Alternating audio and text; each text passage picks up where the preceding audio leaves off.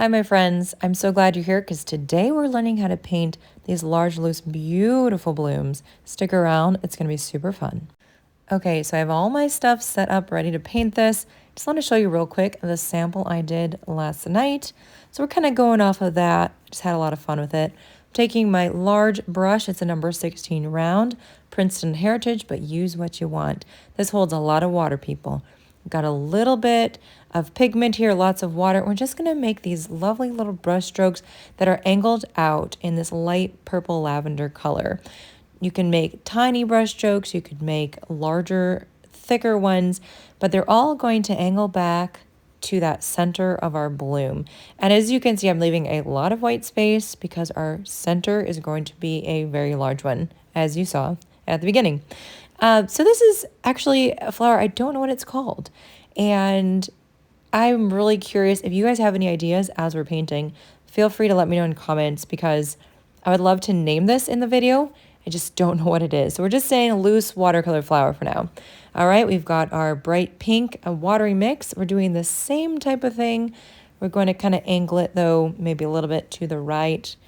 And again, those lovely light brush strokes. If you want to get that light look that I did, dip your paintbrush in water and then dab it on a piece of paper towel, and then you get that nice light look right there. So we've got some darker petals, some lighter ones.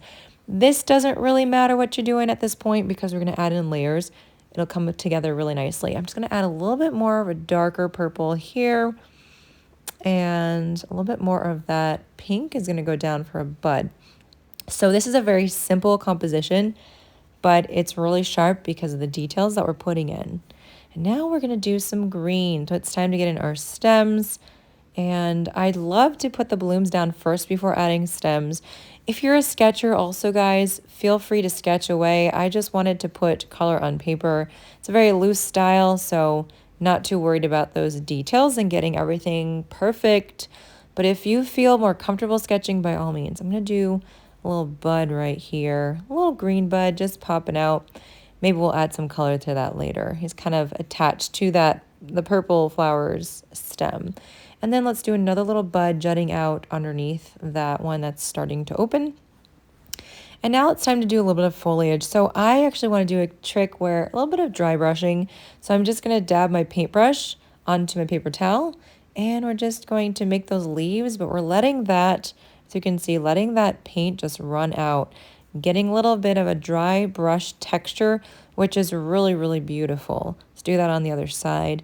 Just wanted some very loose leaves, some greenery, maybe some little marks for grass as well. Could be really pretty here. Since this is a small piece of paper, there's not a lot that we can put down. So we're just going to be minimal, but we want to make this an attractive composition that looks good to the eye. So, and of course with all of this, we're going to add in more details as things are drying and give this a little second to dry here.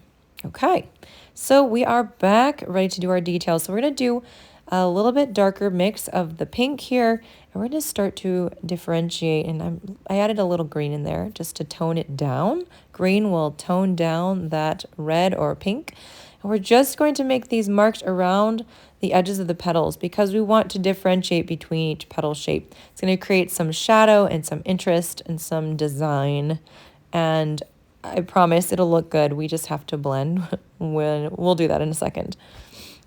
So, all right, so now clean brush that's been dabbed in paper towel, and you're just going to start blending in those lines. We don't want it to be really, really harsh as we see here.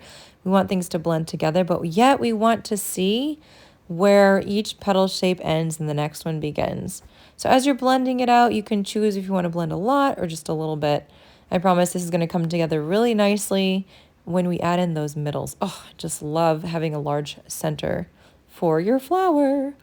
So I hope you guys are having fun right now. We're at the midway point. If you have any idea of what flowers this might be, go ahead and put a little comment there at the bottom letting me know. Or if you're going to try it, if you have any thoughts at all about this composition, we're doing the same details on this purple flower. And if you're enjoying the video too, feel free to like it. Also subscribe to my channel, and don't forget to hit the little bell so that you're notified whenever I go live or have a new video, that kind of thing. Finally, guys, I am on Patreon, and I have to say it. I teach watercolor over there. If you're interested in bonus content, live streams with me, exclusive tutorials that are more extensive over there, and a bunch of other bonus things, check out the link in the description. And maybe you'd like to join for $2.50 a month or more, depending on the level. So thanks for listening to the spiel. Let's get back to that center. I've got this really golden brown color, just stippling in the center of the flower. We're going to do that at the top one as well. And I'm leaving white space, people. It looks so nice to have that. You can do a whole like color in the whole center and be fine. But I think this is just so beautiful doing it like this. So now I'm going to dip into my darker brown color. You'll see I'm going straight in there. Really thick paint. And there's a reason behind this. We're going to stipple over this really wet, light brown color. I'm doing the thick paint because it's not going to spread as much as if I'm doing a watery paint. Keep in mind that watery paint will spread in other watery paint. And so if you're doing this wet on wet technique, which is adding wet paint onto the wet paint that's already there, and you don't want it to spread and bleed and move all around, you want some of those little brush strokes, as you can see here, then you're going to keep your paint really thick. It can't move if it's thick. So that's a little tip to keep in mind. All right, so these flowers are coming together. Just taking some water here and spreading out. That brown is a little too chunky. All right, going back to that pink. That little bud needed a little bit of a treatment as well. Let's just make it a little bit more full. And that's looking pretty good. So take a step back, kind of look over your painting and see how you're liking it so far. Try to find one or two things that you're enjoying, whether it's the whole thing or the color composition. Be positive with yourself. Add in your greenery wherever it feels like it's going to work for you. And I'm hoping that you are able to enjoy this video, that you're feeling like you can be in the moment here. We're going to do some splatter with this pink. Load up your brush, hit the brush. Lots of lovely splatter. It just makes everything come alive. I hope you can find some enjoyment in this process. Painting is such a healing activity. I talk about it all the time. As a therapist, I like to put that information out there, that your brain isn't able to process all the bad stuff. So as I'm saturating my flower here with all these little lines, I just want to make that center part really pop. And I'm not going to blend these lines. I really like what's happening here. If you want to blend them out more so they're not so streaky, you can do that. We're going to take our pink and do the same with this lovely pink flower. Find some joy in what you're doing, guys. Enjoy the process of putting paint on paper. Let's take a little bit of that off of there. It's really wet there, so it's moving a lot. We're not going to get lines there, and that's okay. If you want lines, wait till it's dry, hit it up with a hairdryer and go for it. We're not looking for perfection here, guys. We're looking for enjoyment and fun. If this has been fun for you, then I appreciate it. Let me know in the comments what you thought. Feel free to share the video so other people can enjoy it as well.